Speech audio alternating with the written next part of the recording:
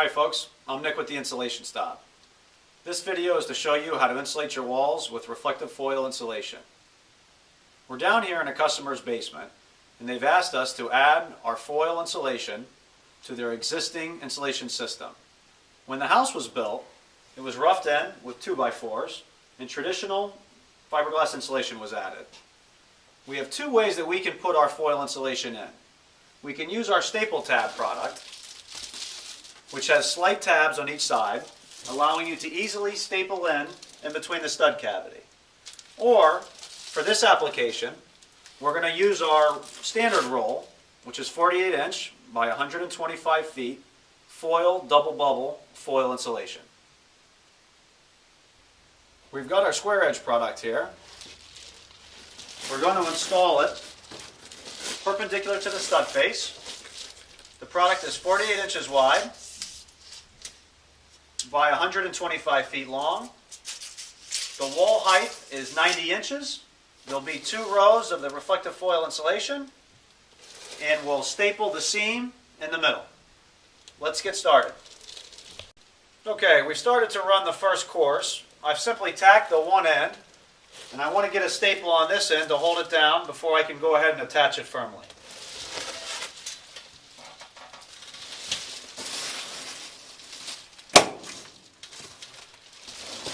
Now that we've got it up in place, simply add a few staples down the length of the wall, and we'll go ahead and get the second sheet started.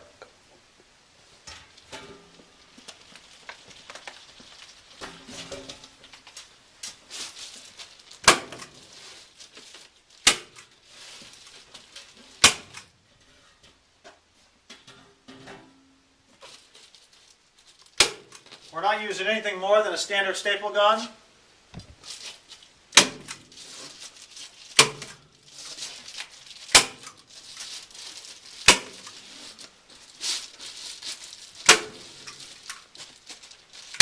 Product's pretty easy to install because it's so lightweight.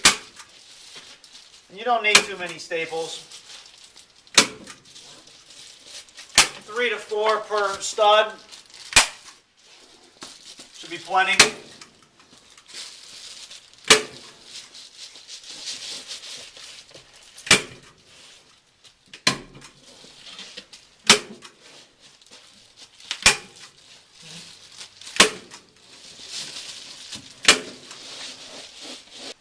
As with any wall, there's certain obstructions. As we ran the first course, we covered up one of the basement window wells, so we're going to go ahead and cut that out now. Cutting reflective foil insulation is easy. Simply use a standard utility knife with a fresh blade. Don't try to use scissors because they'll simply dull them out.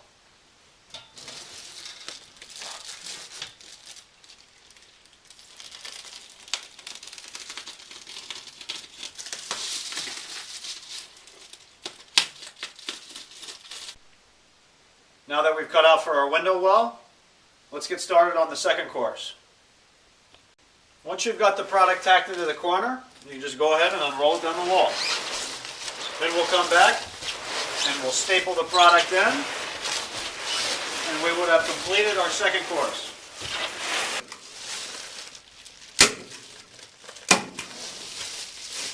As you go by, you can lose your markings for where your studs are. Pretty easy, just go ahead and feel with your hand where they are.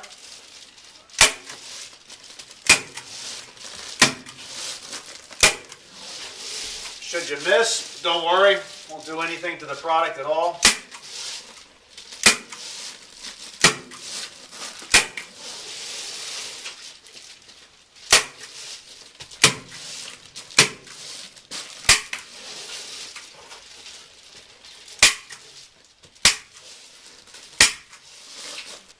For this wall, and due to the fact it's in a basement, it's finished the way it is. For a more refined look, you can always use our white poly insulation, which is the same product, 48 inch by 125 feet. It's poly white to one side and it's foil to the other side. Or for a finished drywall, you'd want to add some furring strips and then attach your drywall. For more information, please visit us on the website at www.insulationstop.com.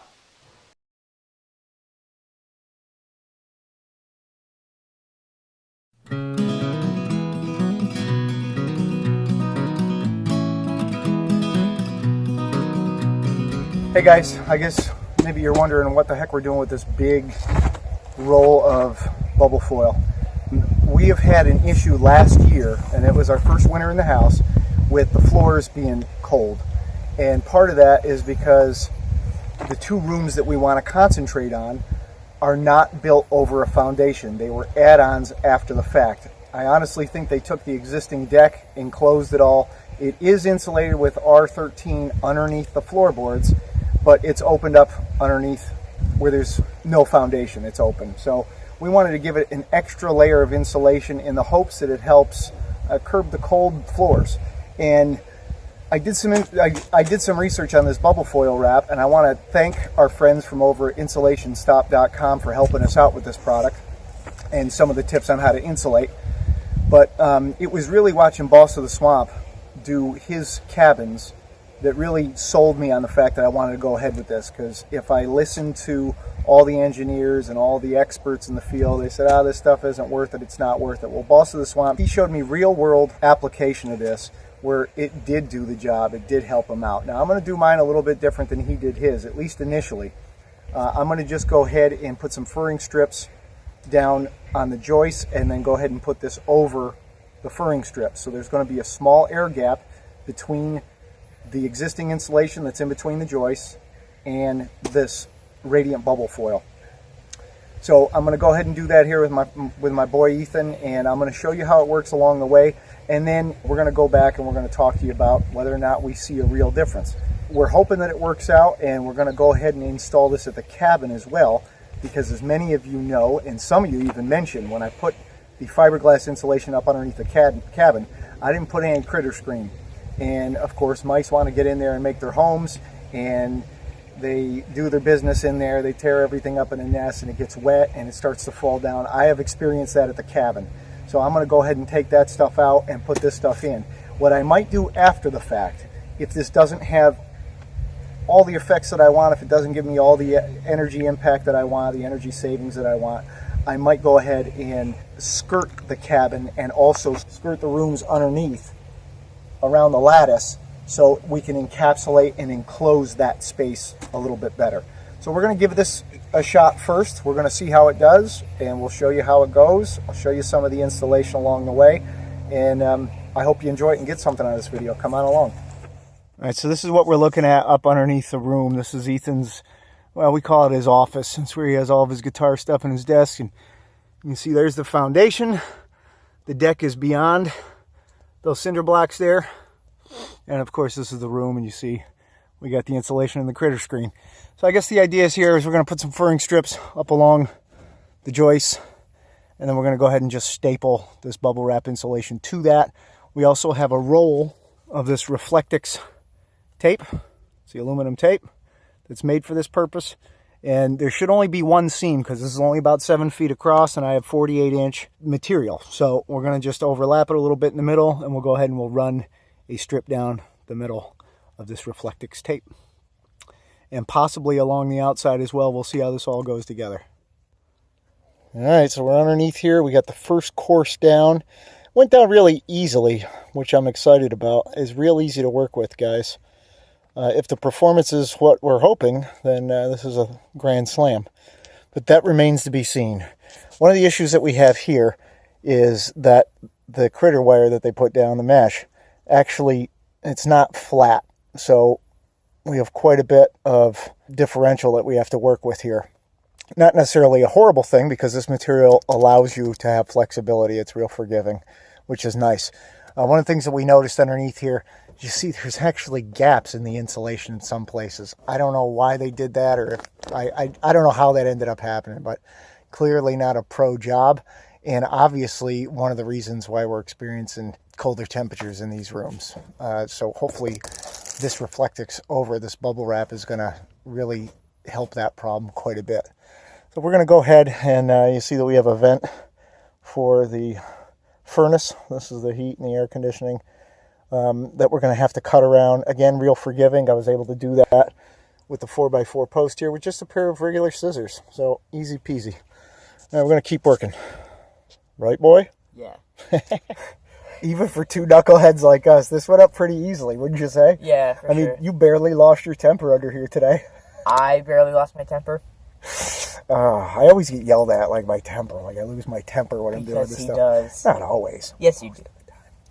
Well, my patience runs thin. Anyway, guys, I think it looks pretty good. You see, there's the seam tape there, the foil tape that we put up. That was, it all went up relatively easy. Ethan said, what did you say? What did I say? You said, well, most of the things that go wrong didn't. Oh, yeah, because he always complains that nothing goes his way. And nothing, like, really went wrong today, so... I kept telling him, I consider that a win. I keep telling him, I'm not out of the woods yet, buddy. We're not out yet. But all in all, I think it went pretty well. You can see that the contour here, like I showed you with the wire mesh under there, it kind of flows down into the foundation. So this stuff was real forgiving. And again, we want to wait and see how the performance is. But if need be, we're going to go ahead and we're going to encapsulate all this lattice, and we're going to put it all the way around if need be, if this doesn't do the trick. I got the feeling that, well, at least I'm hopeful that this is going to do the trick, because again, there was a couple of spaces in between the joists that just didn't have insulation on there. I didn't notice that before, but I did notice the cold. Didn't you too, boy? Yeah. Well, of course I did, boy. Anyway, we still have one more room to do on the other side of the house. It's the harder one to get to because we got to crawl through, I don't know, 40 feet of crawl space underneath the deck to get to it. It's disgusting. I had to go under there once because I dropped something, and it's 10 times worse than under here. It's way darker. It's way damper. It's way, like, there's not as much room. There's always, like, stuff, like, poles and stuff. Like, you can't get by, really. It's extremely hard. It's going to be fun. Yeah, no, not looking forward to it. Well, we'll get to that soon. We won't do that right away, but we'll show that to you in a following clip. So we'll call this done for now. We'll see how it does, and we will report back to you on what we noticed. The temperatures are dropping. It was 75 yesterday, and it was like that for a few days. It was actually warm yesterday, but the mercury dropped overnight, and it's chilly out now. It's definitely fall. We're heading into winter. We're going to see how this does, so we'll let you know. You know, I thought I'd do a clip of the inside of my shop here. You can see that bubble foil insulation, the previous owner installed that in the inside of the shop, which I'm glad they did, but it doesn't really do much for any type of insulation or insulative. I don't even know if that's a word. It doesn't really do much to help insulate this space. I'm sure it has some impact, but it's not a great impact. And the reason being is because there's no air gap. This is directly on the opposite side of the metal that's on the opposite side sheathing the structure, the building. And what they probably should have done was put it on this side of the 2x. That way there would have been an air gap in there. And that's what really helps make the difference. The good news is if you check out insulationstop.com, they actually have instructions and pictures and different ways that you can install this type of material depending on your particular application. So, and it even gives different R values on there for the different types of, or the different ways to install it. So check that out. All right, gang, so it has been roughly, I guess, a little 2 weeks, maybe a little over 2 weeks since we put in the bubble foil from insulationstop.com. And I have no scientific evidence to back this up. I just have kind of a real life experience. Now, I went through and I asked everyone in the house how they felt it was this year temperature-wise as opposed to last year. And we had some cold weather. I mean, we got down into the 20s at night. And again, no scientific information to back this up, but we all feel like it's been warmer. The floor feels warmer. By the way, I think I said in a prior clip that we had R13 in the floor joist, and it's actually R19. And so the bubble foil we put over that like I showed you. And the idea is that you lose the most amount of your heat through the roof. Everyone seems to know that, right? It makes sense. Heat rises.